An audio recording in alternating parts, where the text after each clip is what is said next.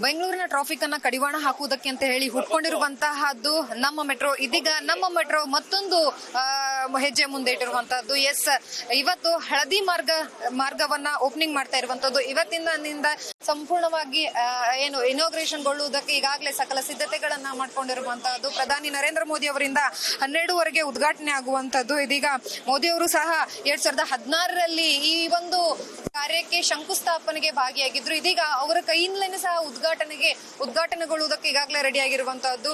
So ಭದ್ರತಾ ಸಿಬ್ಬಂದಿಗಳಿಂದ ಸಹ ಈಗಾಗಲೇ ಸಾಕಷ್ಟು ರೀತಿಯಲ್ಲಿ ಸಿದ್ಧತೆಯನ್ನ ಮಾಡ್ಕೊಂಡಿರುವಂತದ್ದು. ಹೆಚ್ಚಿನ ಪೊಲೀಸರನ್ನ ನಿಯೋಜನೆ ಮಾಡ್ಕೊಂಡಿರುವಂತದ್ದು. ಅದರ ಜೊತೆಗೆ ಇಲ್ಲಿ ಜನರ ಓಡಾಟಕ್ಕೂ ಸಹ ಅಲೌ ಮಾಡದೇ ಇರುವಂತಹದ್ದು. ಹಾಗೆ ಬ್ಯಾರಿಕೇಡ್ ಗಳನ್ನ ಹಾಕುವುದರ ಮೂಲಕ ಸಂಪೂರ್ಣವಾಗಿ ಈ ರೋಡ್ ಅನ್ನ ಬಂದ್ ಮಾಡುವುದಕ್ಕೆ ಈಗಾಗಲೇ ಮುಂದಾಗಿರುವಂತಹದ್ದು. ಇನ್ನು ಅದೇ ರೀತಿಯಾಗಿ ಮೋದಿಜಿ ಅವರು ಬರುವಂತಹ ಹಾದಿಯಲ್ಲಿ ಸಂಪೂರ್ಣವಾಗಿ ಫ್ಲೆಕ್ಸ್ ಗಳನ್ನ ಹಾಕಿರುವಂತಹದ್ದು, ಬೋರ್ಡ್ ಗಳನ್ನ ಹಾಕಿರುವಂತಹದ್ದು, ಬ್ಯಾನರ್ ಗಳನ್ನ ಹಾಕಿರುವಂತಹದ್ದು. ಎಸ್, ತಾವು ಗಮನಿಸಬಹುದು ದೃಶ್ಯಾವಳಿಗಳಲ್ಲಿ ಯಾವ ರೀತಿಯಾಗಿ ಇವತ್ತು ಉದ್ಘಾಟನೆಗೆ ಸಕಲ ಸಿದ್ಧತೆಗಳನ್ನ ರಾಗಿಗುಡ್ಡದ ಮೆಟ್ರೋ ಸ್ಟೇಷನ್ ಮುಂಭಾಗದಲ್ಲಿ ಮಾಡ್ಕೊಂಡಿರುವಂತಹದ್ದು ಅಂತ ಹೇಳಿ ಈಗಾಗಲೇ ಪ್ರಧಾನಮಂತ್ರಿಗಳು ಸಹ ಬರುವುದಕ್ಕೆ ಈಗಾಗಲೇ ಸಕಲ ಸಿದ್ಧತೆಗಳಾಗಿರುವಂತಹದ್ದು.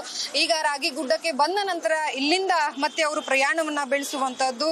ಇದು ಬೆಂಗಳೂರಿಗರ ಒಂದು ದೊಡ್ಡ ಕನಸಾಗಿರುವಂತಹದ್ದು. ನಮ್ಮ ಮೆಟ್ರೋ ಹಳದಿ ಮಾರ್ಗದ ಉದ್ಘಾಟನೆ ಆಗುವಂತಹದ್ದು. ಇದಾದ ಬಳಿಕ ಮತ್ತೆ ನರೇಂದ್ರ ಮೋದಿ ಅವರು ವಾಪಸ್ ತೆರಳುವಂತಹದ್ದು. ಈ ಹಿನ್ನೆಲೆಯಲ್ಲಿ ಸಾಕಷ್ಟು ಭದ್ರತೆಗಾಗಿ ಈಗಾಗಲೇ ಸಿದ್ಧತೆಗಳನ್ನ ಮಾಡ್ಕೊಂಡಿರುವಂತಹದ್ದು. ಇನ್ನು ಯಾವ ರೀತಿಯಾಗಿ ಉದ್ಘಾಟನೆ ಆಗುತ್ತೆ ಅನ್ನುವಂಥದ್ದನ್ನ ನಾವೆಲ್ಲ ಕಾದು ನೋಡ್ಬೇಕಾಗಿರುವಂತಹದ್ದು. ಕ್ಯಾಮ್ರಾ ಪರ್ಸನ್ ಸಾಗರ್ ಜೊತೆ ಲಕ್ಷ್ಮೀ ಬಾಗಲಕೋಟೆ, ಅಶ್ವಗ ನ್ಯೂಸ್, ಬೆಂಗಳೂರು.